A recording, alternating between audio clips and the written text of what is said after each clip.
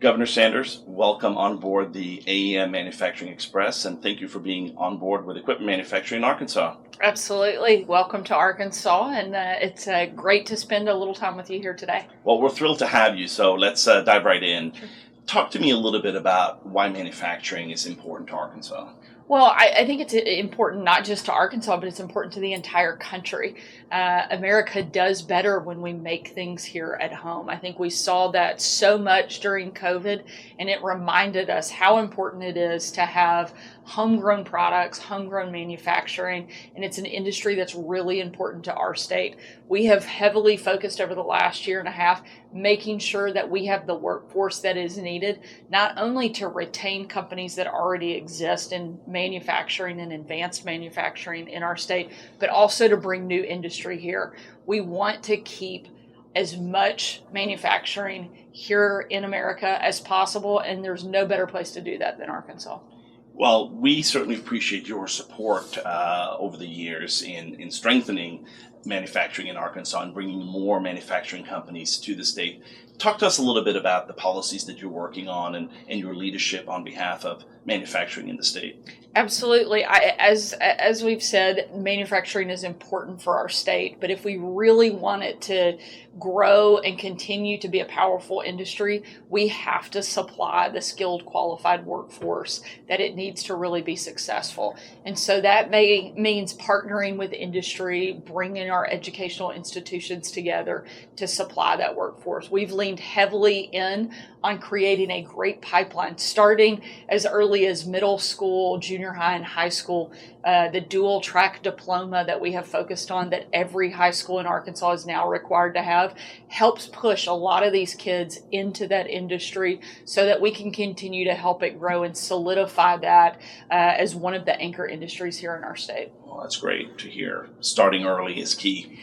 And so many kids don't know the opportunities that exist right here in our backyard, and the great life and living that they can make in manufacturing. And a lot of those jobs are things they can go directly into right out of high school, or with some additional hands-on training that a lot of the industry companies are supplying and helping. And so it's a great way to provide for your family and to have great quality of life right here in our state.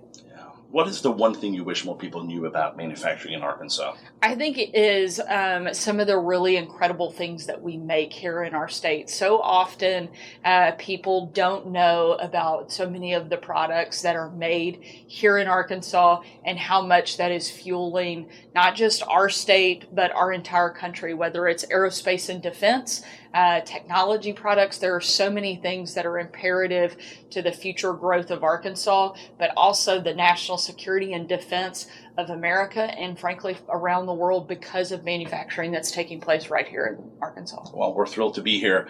We are on a 10,000-mile, 20-state, cross-country road trip. So why don't we wrap up with a couple of road trip-themed questions? Sure. Favorite road trip memory?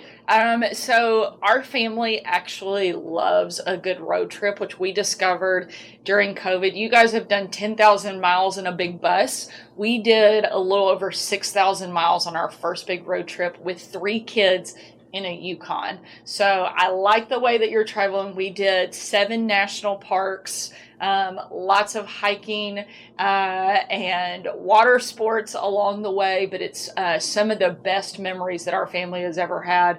We've done a couple multi-state 5,000 plus mile road trips. Wow. And our kids will still tell you they're the best trips we've ever taken.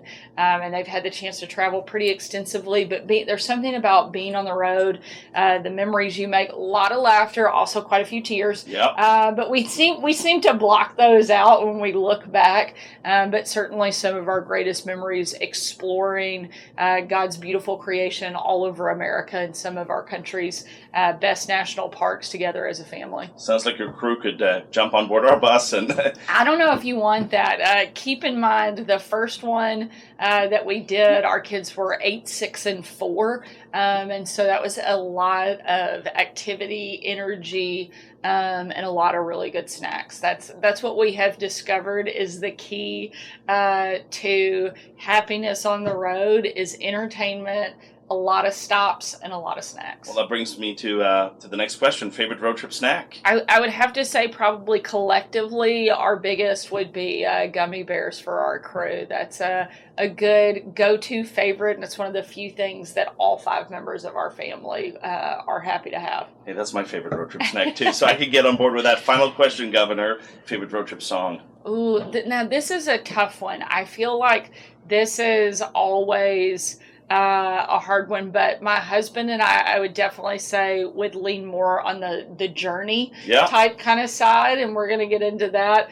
Our kids, we have a 12-year-old daughter. She's probably a little more Taylor Swift, and our boys are definitely more country fans. And so probably depends on who's in control of the radio.